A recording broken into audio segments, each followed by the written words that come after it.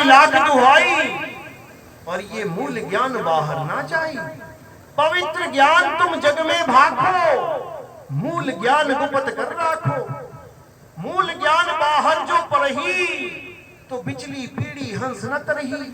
मूल ज्ञान तब लग छुपाई, जब लग द्वादश पंथ ना मिट जाई।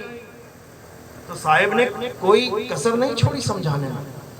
आज धर्मदास जी के पंथ में जो मंत्र मिलते हैं, 5 नाम, अजर नाम, अमर नाम, ये नाम, वो नाम, फलाना नाम, ढिकाना नाम, ये सब क्या है? पवित्र ज्ञान है।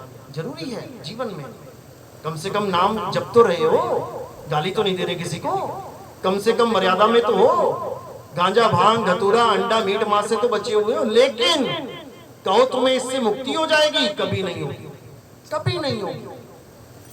क्योंकि ये 5 नाम, 7 नाम, 10 नाम, ये करोड़ नाम, ये सब बंधन का कारण है। साहिब कह रहे हैं, कोटि नाम संसार में, इनसे मुक्ति ना होए, और गुप्त नाम सतपुरुष का बूझे बिरला होए। कोटि नाम संसार में, करोड़ों नाम, तुम्हारे बाबा के, उसके बाबा के, फलाने बाबा के, ढिकाने बाबा के, उस देश के, उस सारे नाम, इनसे मुक्ति ना होए। गुप्त नाम सतपुरुष का, वो गुप्त नाम है, वो सुनने वाला, देखने वाला, बोलने वाला, लिखने वाला नहीं है। वो गरीबदास जी क्या कह रहे हैं?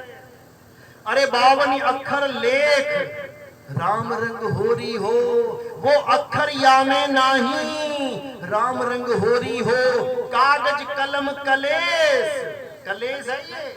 चाहे तुम कोई भी नाम लिख दो इसके ऊपर भगवान का, तुम्हारे जीवन का कलेस हो जाएगा वो।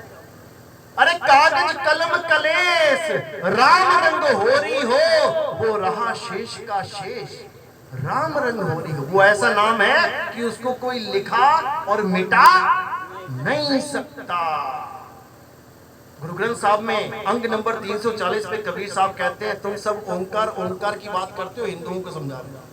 कहते मैं भी ओंकार को ही मानता हूँ, चिंता मत कर, लेकिन कौन से वाले को?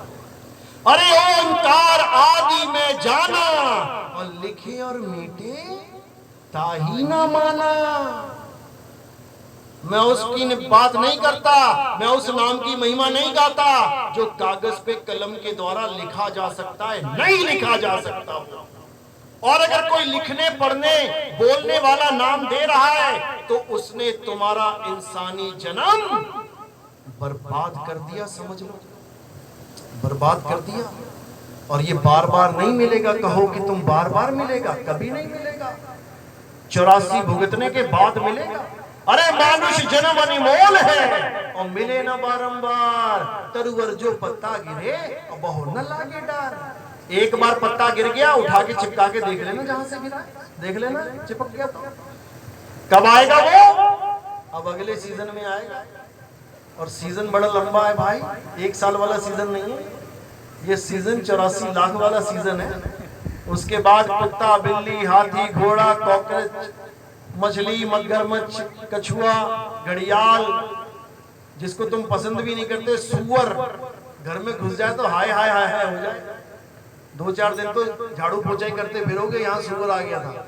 वो जून में जाना पड़ेगा। फिर ये लड्डू पेड़े, गुलाब जामुन नहीं मिलेंगे।